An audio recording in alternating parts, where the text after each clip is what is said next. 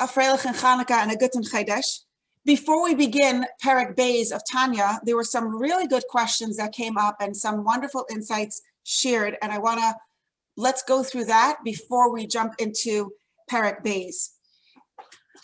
Okay, so first somebody asked again, isn't Tanya about serving Hashem? And why are we trying to use this sefer, such a holy sefer, out of context? So what I wanted to share about this is that the Alter Rebbe the Baal haTanya wrote this sefer, and he wrote about the sefer that this sefer is his attempt to provide all the answers to all the questions that were coming to him in Yechidus.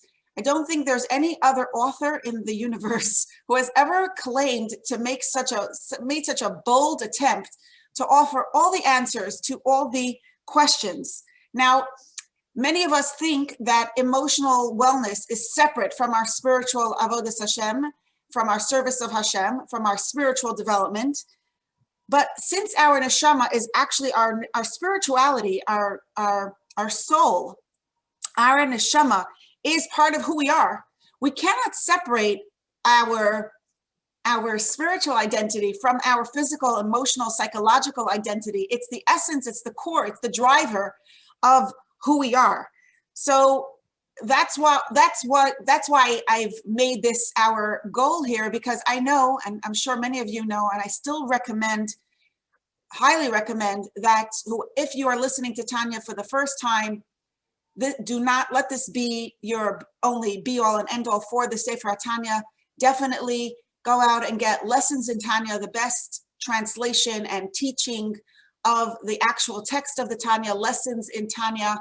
It's available on Chabad.org on the website, as well as you can buy the Sefer, the book, from the web through the website.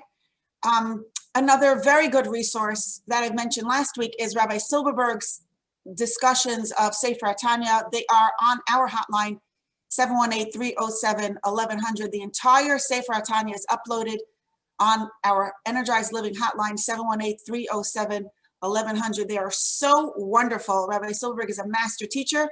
You can also, for those of you who have access to YouTube, they are on YouTube, they are on Torah Cafe. Really, really excellent resource. You know, in the book, I talk about immersing our mind in a mindset where Hashem is completely true. Learning the Tanya is, you know, if you listen to Rabbi Silverberg's classes, it's so fascinating. No, they are not a short list of how to make your marriage better, how to make your, life better, how to find happiness.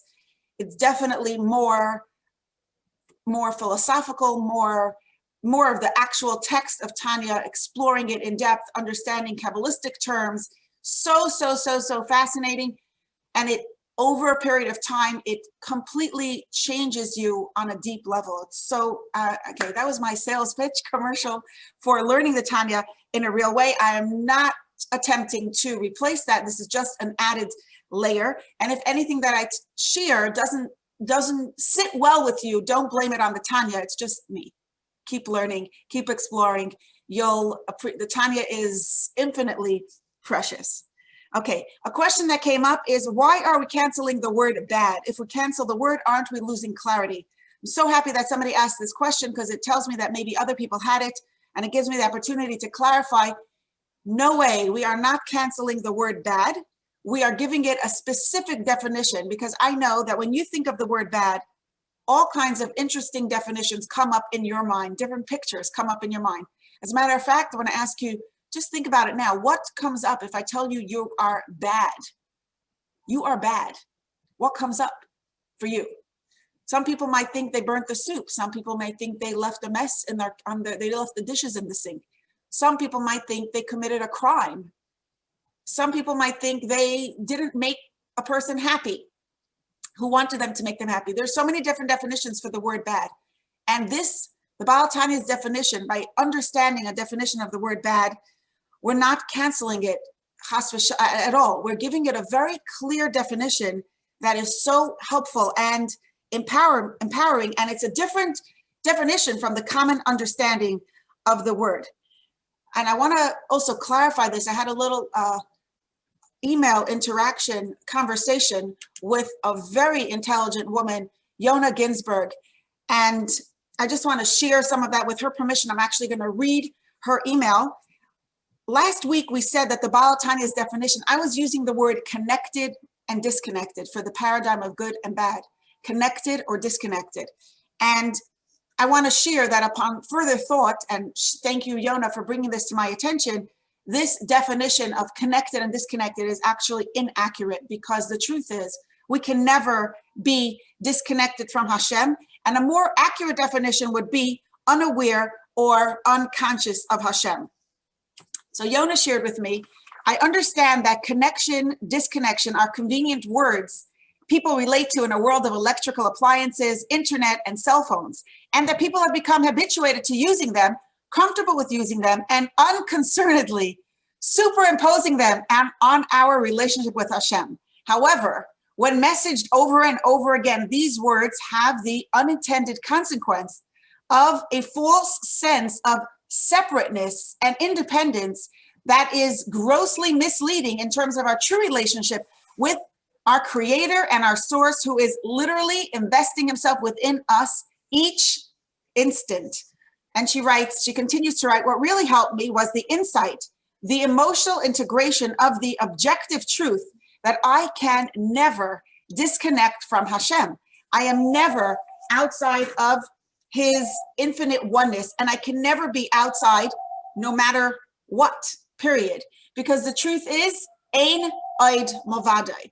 Because my self-definition is, I am a chelek eloka mima'al mamish, a finite experience of the infinite Hashem. I thought these words are just so beautiful.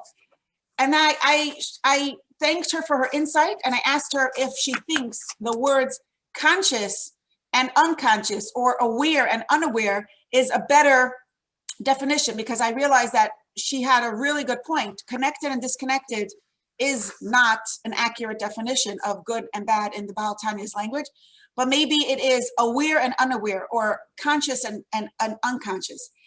And she shared this. She thought consciousness and unconsciousness works really well, as does awareness and unawareness. I use these words myself constantly. And here is another very nice insight, okay? She writes, problem is, unless people have an inkling about inner work and or meditation, I find that they don't grasp how to choose consciousness and what choosing a state of awareness looks like. She wrote, entails. This takes explanation and repetition, because not everybody instantly gets it.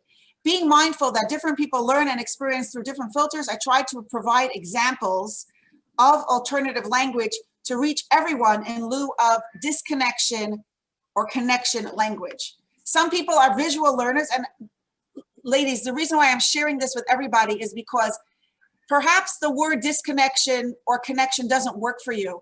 And she shares so many different words that are all wonderful meanings. And I want us all to have a broad understanding of what good or bad means in the Baal Tanya's paradigm. So here she shares.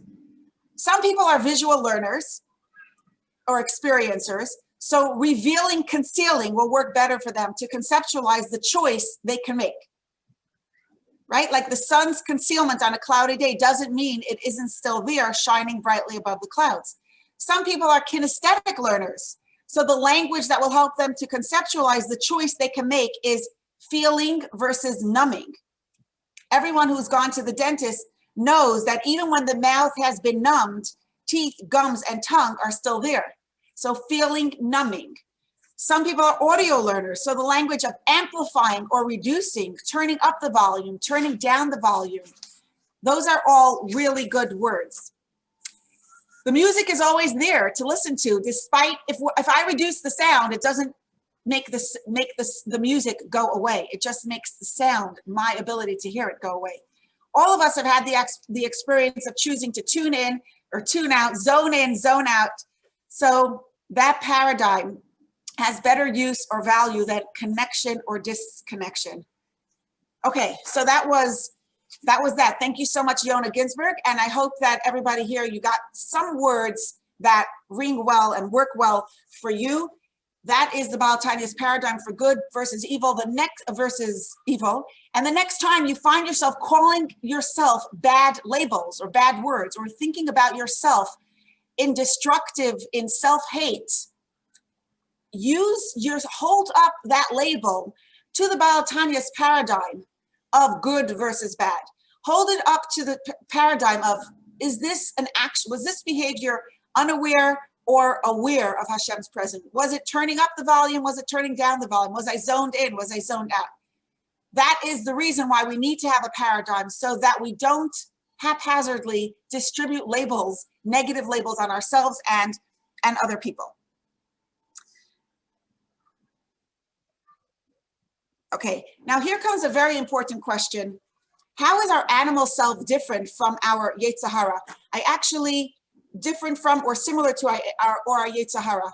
I actually asked this question of my father a few years ago. I'm so happy that I asked this question so that I have clarity about it. I also looked it up in the Sefer of Tanya Chassidus Mevu'eres for further clarity.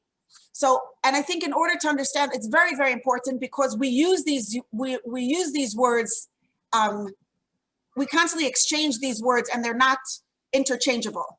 Our animal self, let's just review what our animal self is, what we learned last week. Our animal self is one of two completely different operating systems that drive us. And here are the clear facts we learned about last week, right? We said, what is it? It's mitzad haklipa b'sitra achra. It's from the place of Hashem's hiddenness, and thus the potential, the Baal Tanya calls it klipa b'sitra achra, the potential lack for awareness, for lack of awareness of Hashem, the other side. Number two, where is it? It's in our blood, and it gives life to our bodies, right? It's in our blood, gives life to us. What impact does it have on us? The impact that it has on us is that the reason why we have any potential, any qualities that demonstrate our lack of consciousness, our lack of awareness, our zoning out of Hashem's truth, is because we have this potential inside of us. So it's a very big impact. And isn't there anything exciting and pleasant about our animal self? Yes. First of all, the very nature of appeal, we called it appeal, is that it protects and enables the fruit to be more tasty and fresh, as we discussed at length last week. And secondly, this self also includes our natural drive towards compassion and kindness. So even when we are unaware of Hashem, even when we are being driven by our animal self, by our human dimension, by our nefesh habahamis, even in that state of unawareness, we are still driven to be kind and compassionate towards others. So where does our Yetzer Hara fit into all of this? Our animal self is an operating system. It's just a potential. It has the potential to be unaware of Hashem, and it also has the potential to be harnessed and transformed into awareness. Our Yetzer Hara is something entirely different. Our Yetzer Hara is the force within us that embraces our animal self and says, this is all there is. There is nothing else. And if you think about it for a minute, our Yetzer Hara, none of us are bothered by the feelings of jealousy, the feelings of depression, the tendency, the inclination, the desire to tune out and just, be lazy or carry resentment, bear grudges, whatever it is. None of us are hurt by those desires. Where we get hurt is when we act on those desires, is when we think that these desires are a be all and end all, that we must obey these desires. A woman shared with me recently that she was suffering through postpartum depression and anxiety very, very, very, very intensely, very, very severely, drastically. Her life was in danger. And she said the one thing that saved her life was knowing that there is something outside of this anxiety. There is me outside of this anxiety. This anxiety is it's part of an operating system inside of me. It's not me. Holding on to that awareness, holding on to the truth, allowing those feelings to be because it wasn't her. And just really, she said, it literally saved her life. And it helped her get through that. So our Yetzer Hara is the part of us, we're using that example of the anxiety, the Yetzer Hara is the part of us, the anxiety would be coming from the Nefesh HaBahamis, from that operating system where there is a lack of awareness of Hashem's presence.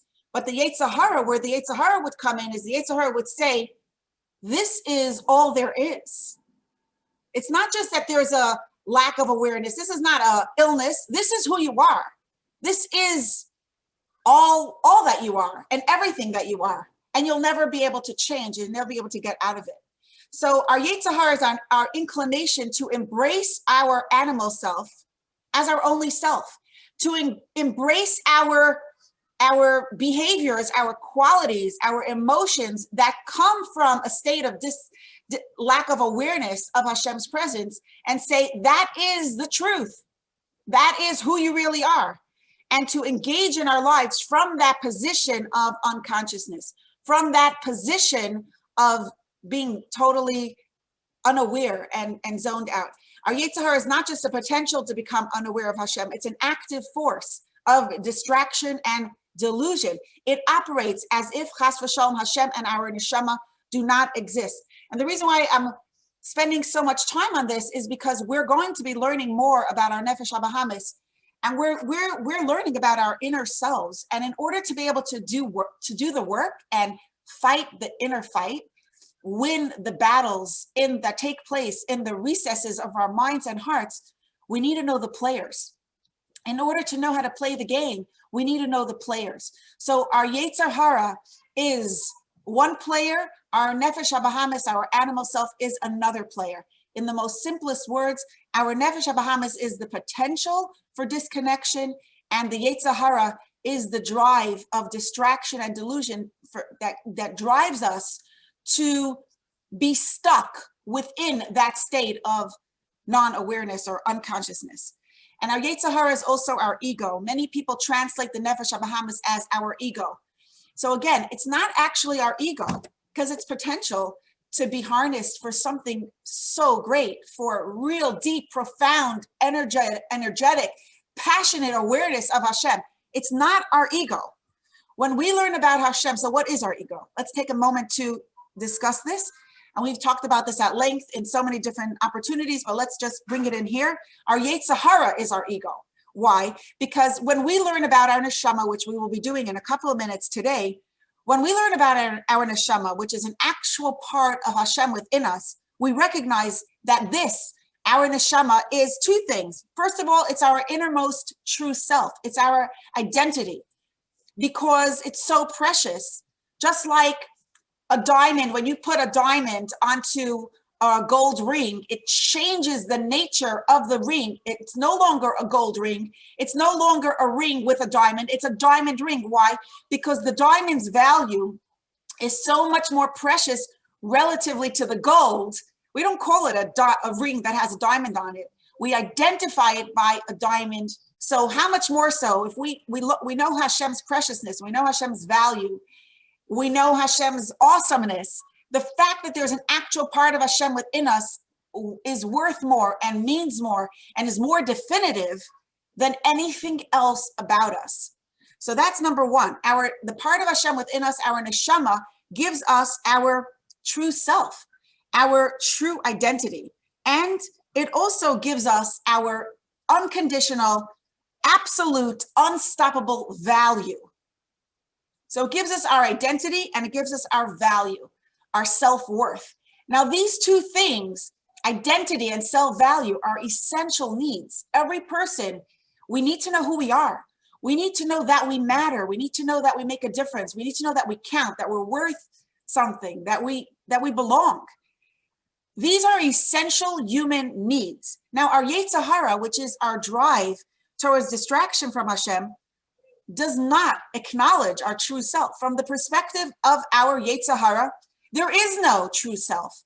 There is no true value, because from that perspective, the Yetzer Hara operates as if Chas v'Shalom Hashem does not exist, as if Chas v'Shalom, our neshama doesn't exist, or as if Hashem exists, but he's irrelevant. He doesn't matter. He doesn't make a difference in the practical reality. And the same with our neshama. Yeah, you have a neshama, but what practical relevance does it have? It's a theory. It's a nice idea. Doesn't make any difference to your kitchen sink. Doesn't make any difference to your marriage, to your parenting, to your life. So it's only, so because the Yetzer Hara has this perspective, has this attitude, our Yetzer Hara needs to invent an identity and invent a sense of personal value. And that invention is our ego. An ego is an invented self that we develop in place of having ownership and connection with, awareness of, tuning into our true self. When we lose sight of our true self, we develop a non-true self, an invented self, a fake self, and that is our ego. And our ego will always be as strong as our lack of awareness of our core identity and value. To the extent that we don't have awareness of our true value, that's how strong our ego will be. And of course, the stronger our ego is, the more fragile and sensitive to destruction it is. Think about it. If you have a balloon and you're blowing it up, the bigger it is, the easier it is for it to pop. The more sensitive it becomes, the less resilient it is. So the greater imagination that we have, the greater lack of awareness, the more we lose sight of our true identity and our true value, the more we need an ego, the more we invent an ego, and the more fragile our ego is. Okay, so that was all from last week in an introduction to this week. And now we're into chapter 2. In this chapter, we meet our second operating system, our second driver, our second nefesh, our second soul and self. Our second self is an actual part of Hashem. This is our nefesh elokis, our godly self, or what we commonly refer to as our neshama. Now, the first question that many people have when we look at this parak is, if it's part of Hashem, why does the Baal Tanya refer to it as our second self? Nefesh Hashenis b'Yisrael, it's our second self. And the answer is because, first of all, our animal self is our instinctive self. This is what we get first. This is what we get for free. This is what we get. This is what we access more easily. In other words, if we're not investing any effort in zoning in tuning into Hashem's, to awareness of Hashem, in listening to the reality of Hashem's truth, whenever we're not doing that, our default setting is our animal self, our nefesh habahamis, our lack of awareness. And that's why it's referred to as our first. Another reason, which is very inspiring, is that the ultimate purpose of our existence, the greatest expression and desire of our neshama, is to harness the energy of the animal self and transform it into a state of conscious awareness of Hashem. And from this perspective, our neshama is secondary to our animal self, which is linked with our ultimate purpose. If the purpose of you have salad and then you have dressing. The purpose of the dressing is to make the salad taste better. So what's the ultimate purpose? What's the most important part? It's the salad, not the dressing, right? Some people take a lot of, my kids, they take a lot of soup croutons, and it's like, they're not having soup with croutons, they're having croutons with soup, right? But so our nefesh habahamis, we tend to think of it as our secondary self, because it's not our best self, it's not our awesome self, it's our potential for distraction, for being unaware of Hashem. Do you notice that I keep saying this, because I'm so used to using the word disconnected, but I am working on it because I really agree with her that it is it's not an ideal word to use. Okay, so we think of our nefesh habahamis as the potential for bad, the potential for lack of awareness, and therefore we think it should be secondary on our list of importance. But the truth is that it is from the state of klipa. Klipa means a shell, and from this perspective, the importance that it has, the value that it has, the potential that it has, is actually takes our neshama to places where our neshama itself cannot go. It can take us further ahead than our neshama, and it's the ultimate purpose of why we are here in this world. And that's why it is the first, where our neshama, with all its awesomeness, with all its importance and significance and essential identity of who we are, it's secondary to the purpose of our nefesh habahamis, our animal self. Okay, now most of this chapter, most of this parak in Tanya, we're not doing inside, because most of it is, Hashem is indescribable. Words, by definition, words give shape and value and color and measurements to an idea. Words are beautiful in that way. And at the same time, words limit, because the very fact that you give a word to it, you give a definition, means it has a definition. It has a limitation. So the truth is that Hashem is indescribable in words. And similarly, our neshama, the awesomeness of our neshama, is indescribable in words. So what the Baal Tanya does is he gives us a couple of analogies to describe our neshama's connection with Hashem's essence. And from there, we can understand and appreciate the awesomeness of who we are. So what is our neshama? What is our neshama? It's chelek elokah mimal mamish. It's an actual part of Hashem. And what does this mean? If you look around the world, we know that all of creation emanates from Hashem. There's nothing that could possibly exist without Hashem's fueling and invigorating, animating its existence. So what do we mean when we say we are an actual part of Hashem? Isn't the entire world a part of Hashem? Don't we say ein od milvado? There is nothing outside of Hashem's presence. So the Baal Tanya explains this in different ways. One of the things that I want to share is that he uses the analogy of blowing versus speaking. We know that Hashem created the world with speech. Basar mamares nivra olam, yehi ar, right? Let there be light, and light was created. The whole world was created through speech. Yisrael, the neshama, our neshama, was created, developed in Hashem's thought. What's the difference between speech and thought? And what's the difference between blowing and speaking?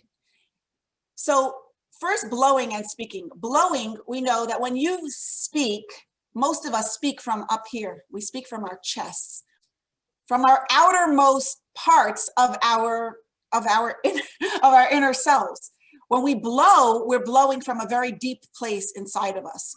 The words that the Torah used to describe Hashem's investing a soul into Adam Harishon, Adam, and Chava, is Vayipach ba'apav nishmas chaim, and he blew into his nostrils a soul of life. And this is not just true for Adam. Adam was the original man. This is not just true for Adam. This is Adam before the Chet Eitz Hadas, before the sin of the tree, the forbidden tree. And we say this in davening, Va'ata nafachta bi, every single day. We acknowledge and affirm. And this was written by Anshe Knesset HaGedolah. This tefillah was written by Anshe Knesset HaGedolah, affirming that Hashem blowing a soul into Adam is what Hashem does for each and every single one of us. Our soul comes from a deep place inside of Hashem. It's not just speech. It's a deeper place inside of Hashem. And the Baal Tanya gives a further explanation of what that means. And he says it's the difference between thought and speech. When you have an idea in your mind, or when you have a very strong emotion in your heart, many times that idea is so big, it's so involving, it's so intense, it's so broad, you have a hard time expressing it in words. Once you express it in words, it's outside of yourself. But until you express it in words, it's inside of yourself.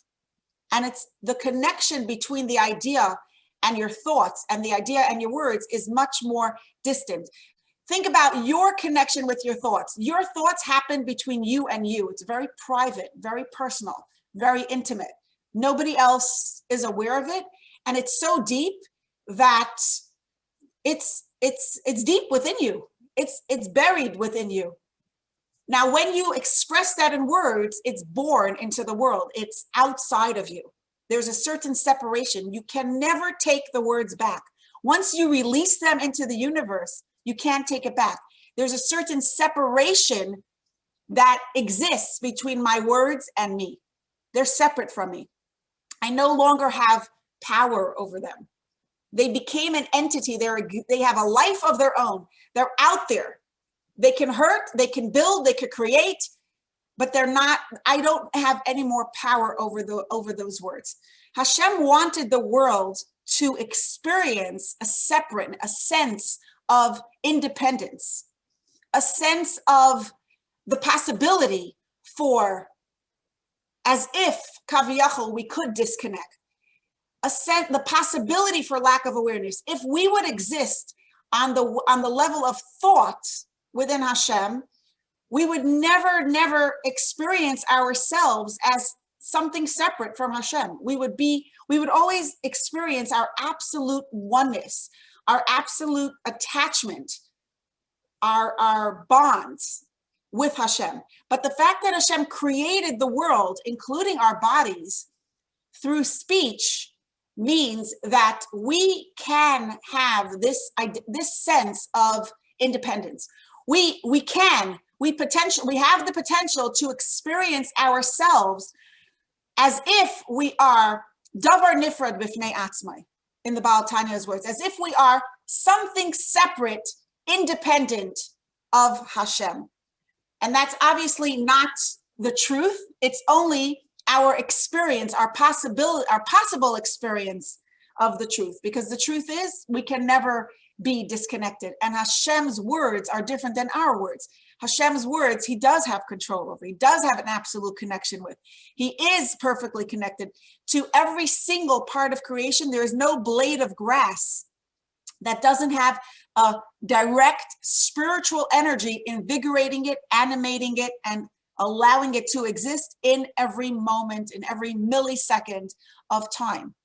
So that's our connection with Hashem. And so our neshama is one with Hashem. And in essence, our neshama, the essence of our neshama, has no possibility for even a sense of separateness. It feels constantly at the core of our neshama, we are one with Hashem, and we have absolute clarity about that. And there's no room for doubt. There's not even any potential for lack of awareness. There's a constant state of awareness because it's a live, active bond. To use an example, it's like when the sun is shining, we used this last week, when the sun is shining, it's impossible to doubt that the sun could shine. You see it in front of your eyes. It's a living, breathing, clear reality. You can't make a mistake about it.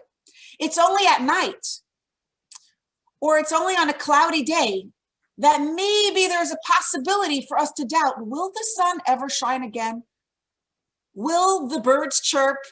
Will the skies clear of the clouds?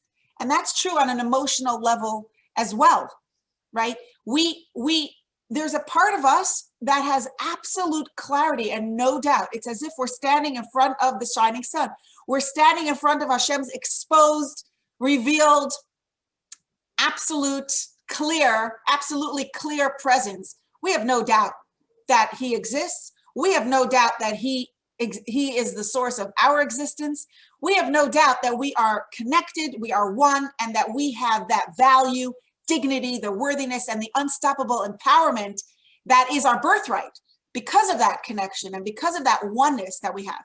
And then we have our bodies, and we have our nefesh habahamis, and we have the rest of the world that was created. Also, ein od milvado, also Hashem is connected, but there's a possibility for that lack of awareness. There's a possibility for a state of unconsciousness. There's a possibility for us to forget, to tune out, to stop hearing the music of the truth of Hashem's presence. Okay, let's stop a minute for questions and then we will continue. Here's the game of life and the game of creation. The name of the game is as follows, okay? Hashem wants to be known and wanted and connected with, despite the possibility for us to forget about him. He wants to be chosen as a true power. He wants us to crown him as our king. He wants us to establish him as our power. So he created this cover-up. He hid himself in this world and created the possibility for unconsciousness so that we ourselves will choose a state of consciousness.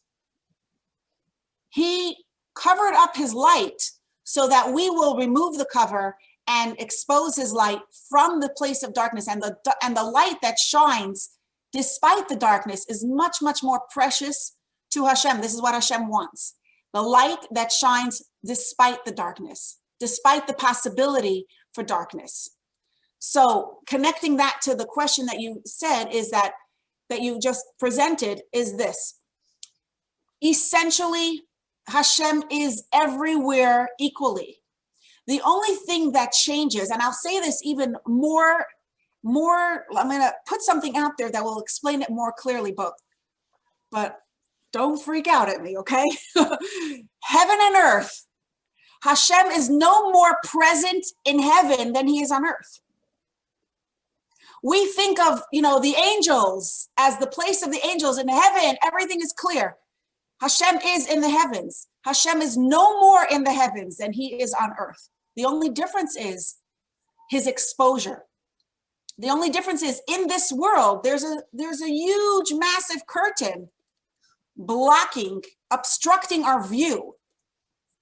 There's soundproof walls sometimes that we need to break through, that we have broken through already, because we all can hear Hashem today. And that's why we're so close to the Geula. We're so close to that time when the walls, the final curtains and those soundproof walls and the invisible, the darkening curtains are being they're being pulled away. We're all in a state of globally, collectively, we're in a state of much, much more consciousness. So there's truth, and then there's our experience of the truth. The truth is Hashem is no more present in heaven than in earth. The truth is Hashem exists everywhere. The truth is we are absolutely connected with Hashem no matter where, what, when, or how.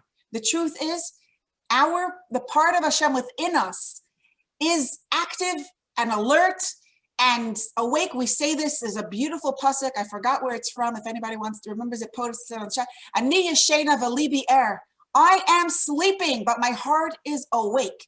Even when we are not conscious of our connection with Hashem, even when we are not conscious of our neshama is awake. Our heart is awake and alert to the truth. So there's truth, and then there's our experience of the truth. And the truth is absolute connection, impossibility for disconnection. Our experience of the truth is Hashem created the possibility for distraction from the truth. Hashem created the possibility for lack of awareness of the truth so that we will come to experience and discover the truth on our own, so that we will choose this truth for ourselves. It will be a conscious choice. I want Hashem in my life. I need Hashem in my life. I know I am recognizing that Hashem is my life force, my life source. And it would not be a choice if we didn't have the possibility for the opposite. We're eliminating, we're canceling the word disconnect. But the state of unconsciousness, the possibility, the thought that we could possibly disconnect is an illusion of the Yetzer Hara. And that we'll experience that later on in a couple of more chapters down the road when we learn more about the Nefesh HaBahamis, about our animal self. And the Yetzer Hara tells us 2 reasons why we should do an Avera. Number 1 is it doesn't matter. Number 2, you don't matter. So, but we will get there, and that's a spirit of folly. Yes, that's a foolishness. That's buying into the lie of Hashem's hiddenness. But we will get there in a couple of weeks, in Eretz Hashem. What's the point of that? That seems so interesting. Why does Hashem cover himself just for us to uncover him? We don't understand Hashem, but this we know is this is what we are taught, that the reason why Hashem did this is because he specifically delights in the light that is born out of the possibility for darkness and out of the possibility for disillusionment. Thank you. That pasuk, Ani Yishena V'li Bi'er, is from Shir HaShirim. Thank you, Yudis. Okay, let's continue. By the way, this I left out before. What is the difference, just to keep in mind, and this is just, this was inspiring for me, so maybe it will be inspiring for you. If you think about it, the connection between our neshama and Hashem, between us and Hashem, is from a level of thought, like we said before. It's a profound inner connection where there is no possibility for disconnection ever, and for lack of awareness. Sorry, I used this word. Even malachim, all the angels are created from a level of speech. The only creation in this world that has this bond with Hashem is a soul, a neshama. We are so blessed to have that connection. Our connection, you think about angels as being so holy and so elevated and so lofty, exalted. Our neshama is much more connected with Hashem. We are a deeper relationship, a more profound bond we have with Hashem than even the angels. Okay, on page 3. From this, we now could understand. This explains, the Baal Tanya continues, why Hashem calls us his children. Banim atem laHashem elekechem, or b'ni b'chayri Yisrael. We are Hashem's children. The unique quality of this relationship with Hashem is that it's unbreakable. There's no possibility for divorce between parents and children. Even when a child is separate, even though a child experiences himself as a separate being from his parents, and the child is actually a separate being from his parents, but the child there's no genetic, the DNA comes directly from the parents. And it's very interesting because a parent could have, for those of you who are good in biology, which I am not, but there's the latent genes and so a parent might have basically there's no such thing as, there's no part of a child, no quality in a child that is not coming directly from the parents, even when it's not experienced and seen on the outside. The bond between parent and child is very profound. But again, this is only a mashal. The bond between neshama and Hashem is even more intimate, more deep, more one than the bond between a parent and child, because the actual thing is that the truth is that a child becomes a separate being, and our neshama never ever becomes a separate being from Hashem. The reason why we use this analogy is because it's the greatest connection that there is on earth. But the bond between us and Hashem is even more intimate than the bond between a parent and child. And another reason why we use this analogy is because we know that there's different levels of neshamas, which I'll explain in a minute what that is. There are some, you've probably heard, this is a high neshama, this is a lower neshama. What does that mean? What is that terminology? So first is that, just like in a child, there's different parts of the child's body. There's the toenails, there's the head, there's the facial features, there's other parts of the body, right? Every single part of the child originates in the essence and the source of the father and the mother. Every single part of the child comes from the father. So too, every neshama, every single Jewish soul comes from Hashem. That is our essence. That is our source. And there's no generation that's too distant from Hashem, and there's no person, there's no individual that's distant from Hashem. Every single one of us comes from the same exact source and essentially is one with Hashem. So what does it mean, low neshamas, high neshamas? We were saying that we were defining a difference, we were differentiating between truth and our experience of the truth. So we're going to use that paradigm to understand and to gain more clarity about the language that is commonly used, high neshamas, lower neshamas, or as some of you may be familiar with, we know that in Torah literature, the later generations are called, quote unquote, lower generations. There's a concept called Yeridas Hadairos, a descent of generations, where the later generations, the further generations, like our generation is, so to speak, the words that are used is Yerida. There's a descent from previous generations, from the generation of Moshe Rabbeinu, from the generation of the Rishonim, Achreinim. I mean, we are, yeah, basically that. So from the Tanaim, Amoraim, and Rishonim, right? There's a descent in their generation. So what does that mean? So we'll use that paradigm that we said before, the truth and our experience of the truth. So the truth is, every neshama has the same essence and the same source. But as a neshama makes its way into this world, Hashem needs that neshama to experience itself as if it is an identity unto itself. Because from that state of absolute oneness, we as human beings would never have a choice. We would never have a choice to choose lack of awareness. We would never have a choice to really choose a conscious connection or to consciously connect from a place of truth, from the place of possibility for the opposite choice. So Hashem needs our neshama to be, I'm going to use the word desensitized to its oneness with Hashem.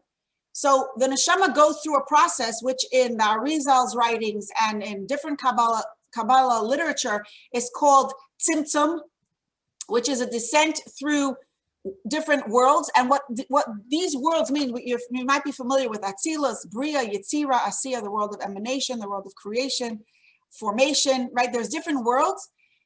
And these worlds, when I was little, I thought they were locations. I thought it was like a ladder. I envisioned, that was the vision, that was the picture that I had in my mind as a ladder. Now I understand the truth that they all exist within the same inch of space. They are only different states of consciousness. Each world is a different state of consciousness. So it's like if you have that big light and you put one layer of curtains over it, another layer of curtains over it, and another layer of curtains over it. That is the journey that our neshama takes into this world. As it comes from Hashem's essence, Hashem needs it to experience itself as somewhat of its own identity, a separate being. The Baal Tanya's language is yesh mi she'ohev. There's an existence that loves Hashem. There's a being, there's an entity, there's a thing that loves Hashem. That means it's not Hashem loves Hashem, it's I love Hashem. There's an I. There's even a spiritual ego from that perspective, because there's a sense of self that is not really separate from Hashem, but experiences itself as separate from Hashem. Even our spiritual self, even our neshama is impacted in that way. So different neshamas have different experiences of that desensitization process. That's my simplest way of understanding these ideas. And for a more elaborate explanation, I would recommend you see the lessons in Tanya or listen to Rabbi Silverberg's class on this. Very, very, very, very fascinating. There are 3 classes, 3 hours worth of this chapter that we are doing in just one. Okay. Now, because our neshama, I hope that was clear. If it's not, feel free to question. Oh, thank you. Recessive versus dominant. Thank you for that gene insight. Thank you. So again, the reason there is no such thing as a higher neshama and a lower neshama, in the sense of, oh, this one comes from the top of the tree, this one comes from the bottom of the tree. It's not a location.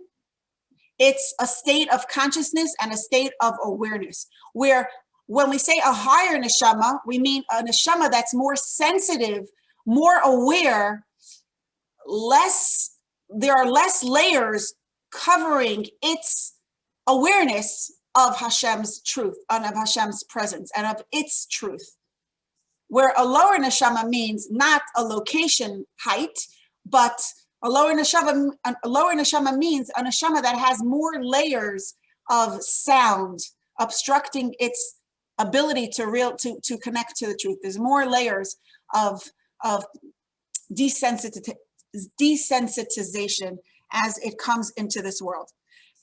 Now, because of this fact that there are layers covering up our neshama, and our neshama at the end of the day experiences itself even our neshama might experience itself as something separate from Hashem, we need to feed our neshama. We need to take action to keep our neshama awake and alert to the truth. And this, the Baal Tanya mentions right in chapter 2, which is the beginning of Tanya. And it's so fundamental. He says, we need a connection with tzaddikim. The reason is because tzaddikim have absolute spiritual sensitivity, absolute clarity of Hashem's truth. And by us connecting with tzaddikim, we develop that mindset. I wrote about this in the book, that learning the Baal Tanya's writings was like trying on his pair of glasses, the lenses through which he saw the world, through the lenses through which he saw me. And by me putting on those glasses, I was able to see myself and the world from a place of truth, from a place of from his perspective of truth, which is much more clear, much more radiant. There's no obstruction. There's a complete, absolute sensitivity and absorption for a tzaddik. And that's why we want to be connected with tzaddikim, and we could connect by learning. Primarily, we connect with learning their writings, learning their teachings, and following their ways. Now, there's one other very interesting thing, then we'll conclude. There's a role of parents in the evolution, or in the, I don't want to use the word evolution. There's a role that parents play, a very important role that parents play in the nature of a Jewish soul. And that is, it's written about at length in Kabbalah literature, and that is that the parents' awareness of Hashem's presence during intimacy. Put it this way, the final layer, the final covering, like as a neshama is coming from Hashem into our bodies, there's every world, Atzilus, Bria, Yetzira, not Atzilus, because we don't come from Atzilus, we come from Bria, we originate in Bria, right? There's a layer, a curtain, a garment, so to speak, that the neshama gets to wear. For tzaddikim, or more spiritually sensitive souls, those garments are very thin. For some of us, it's a fur coat, so they're layers of garments of clothing. The final garment, the final layer that the neshama gets to wear comes directly from the parents. Now, this garment does not change anything about the soul. It doesn't change the nature of the soul. In fact, it doesn't even change the quality of the soul's spiritual sensitivity.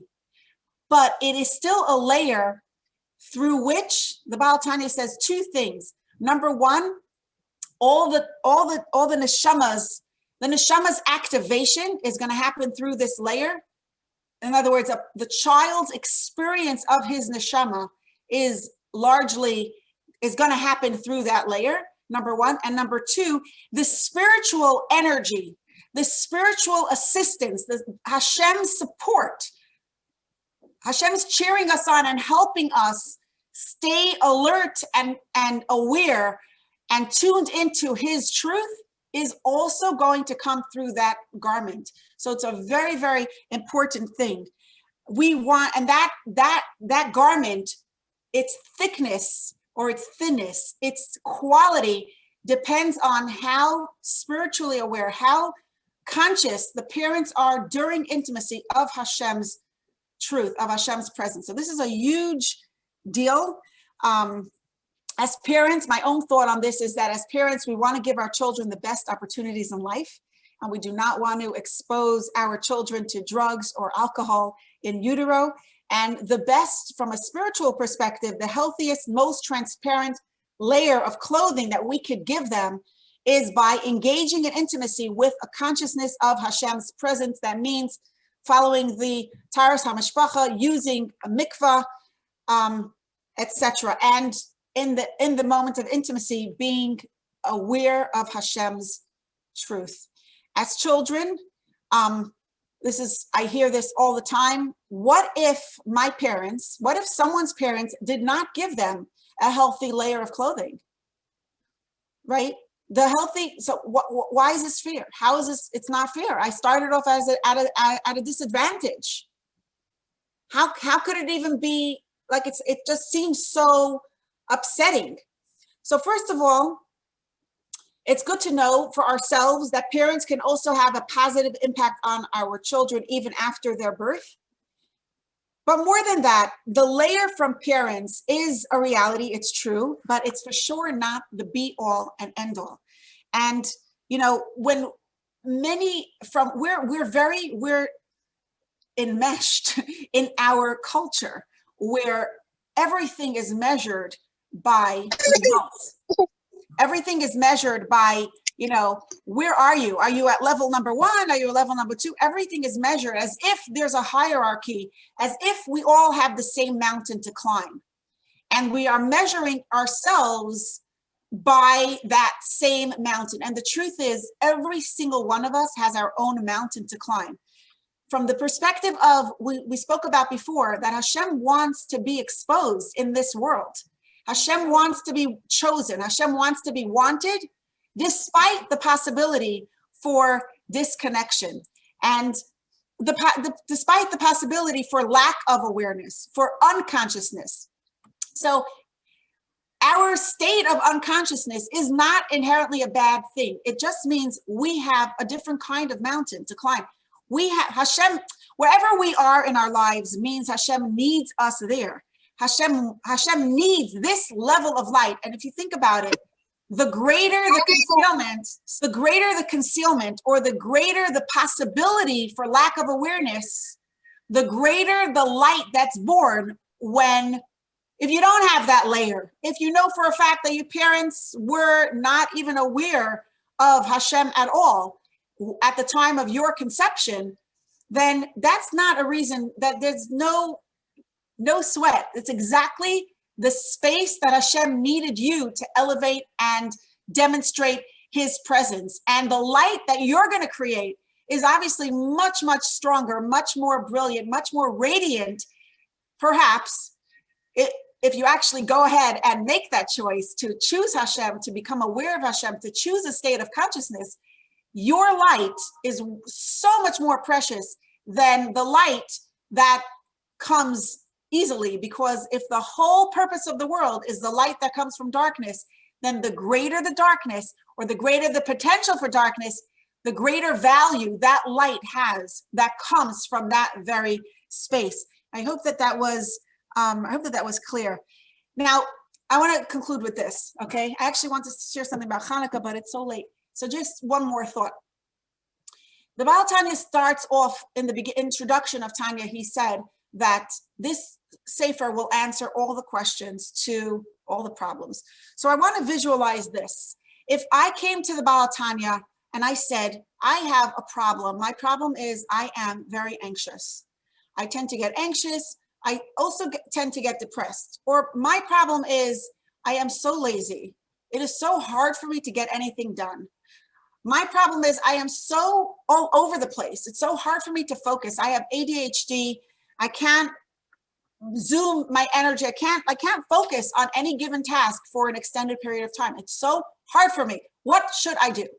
So Perek Aleph, and the list goes on, because the Baal Tanya is talking to each and every one of us. I am using specific examples. I want to use example of OCD, because I know that there's a few people in our group who struggle with this. So yeah, I have obsessive compulsive disorder. I have this terrible fear of not being good enough, of not doing what I need to do, of being unclean, unpure in Hashem's, in Hashem's eyes, or I have obsessive compulsive thoughts, or I struggle with overeating. You know, every one of us has stuff that gets in our way of consciously living with Hashem's presence, of being consciously aware of Hashem's presence and of the value and dignity that each of us has just by virtue of being. We all lose consciousness of that. So we come to the Baal Tanya with all the kinds of problems, ADHD, anxiety, depression. What's the first thing the Baal Tanya tells us? The first thing the Baal Tanya tells us is he's not freaking out. He's like, okay, you mean you're human? Okay. You mean you have, just by the way, I want you to know that what you're telling me, I'm not surprised. And you don't have to be, don't be worried about it. There's no shame in having this struggle.